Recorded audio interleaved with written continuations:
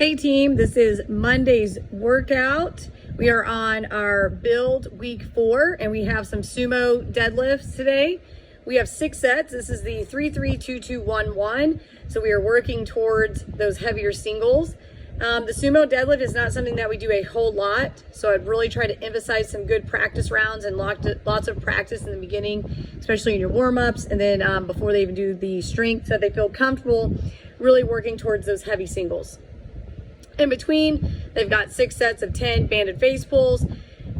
This isn't necessarily something that's gonna get them ready for part B today, but it is something that we really talk about good posture in all of our movements.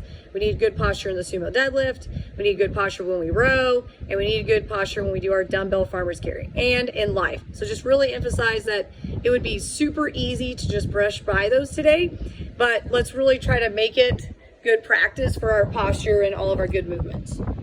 If you had any other ideas for banded upper back stuff, I think it'd be fun and totally fine to add some of that in there and jazz it up towards the way that you want your class to be run. With these 6 rounds in the strength, I think it's good to make sure we're giving people lots of time. So I would say at least minimum, you need to give them about 18 minutes. That's around every 3 minutes. And that way they can actually work towards something a little bit heavier. Part B, 20-minute cap, 3 rounds. This is 3 rounds, but it's really a pacing workout. What I'm going to emphasize to my class today is not just pacing by negative splits, but trying to get minimum deviation. I'm going to try to do that by, in the warm-up, really getting their row and their burpee speed kind of where they like it. So that way, when first time they row, it's not too slow. So over the course of that 3 rounds, I'd like to see a minimum deviation of at least less than a minute, but maybe 30 seconds.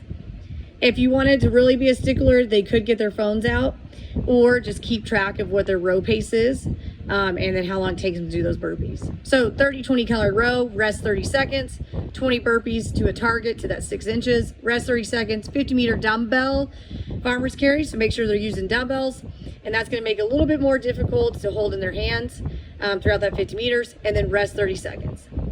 Emphasize to them that they are resting on their own, and so they'll need to keep track of that through the clock, or if they use their phones, they can even do some lap times to make it exactly 30 seconds.